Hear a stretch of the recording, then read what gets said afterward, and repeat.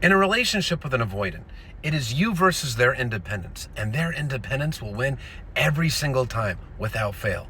They view your emotions, your needs, your expectations as threat to their independence. If they let you in too closely and they get vulnerable with you, that threatens their emotional independence. If you express needs and boundaries and have expectations, well, now you're trying to control them. And when you're trying to control them, you're threatening their independence. They do not want to be responsible for your emotions. They don't want to be responsible for showing up for you. They don't want that responsibility or that burden at all. The fear of losing their independence is really one of the core attachment wounds of a dismissive avoidant or a fearful avoidant that leans heavily dismissive.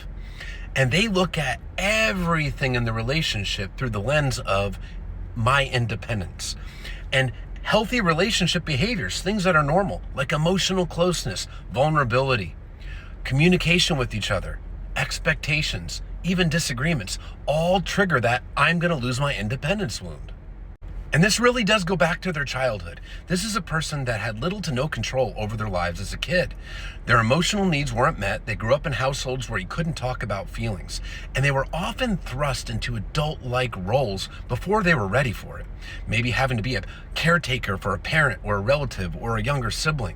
Things along those kind of lines. Their needs weren't met and they lost their independence as a kid. So now all they want is their independence, and they see the threat to their independence around every corner.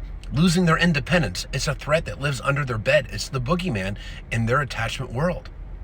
So the way that they soothe themselves and the way that they reclaim their control and independence, the control they never had as a child, is by creating emotional distance between themselves and their partner, withdrawing emotionally from the relationship, pulling away, or exiting the relationship altogether. If you're showing up as a great partner to a dismissive avoidant or a fearful avoidant that leans heavily dismissive and they pulled away, it's not because you did anything wrong. It doesn't mean you did anything wrong at all.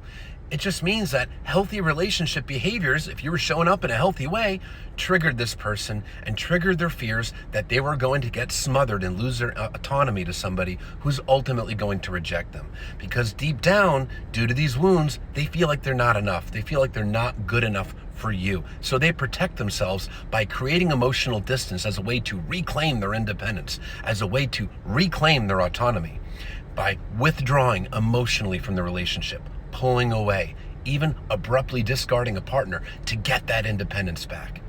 It's a reflection of them, not of you. If you showed up and you were consistent and loving and they did this, it's because of their wounds and their lack of self-awareness. They do struggle to self-reflect. They do struggle to look within because they avoid dealing with anything that's uncomfortable to them, including threats to their independence. And because they avoid all this stuff, they're often completely unaware that the issue is them.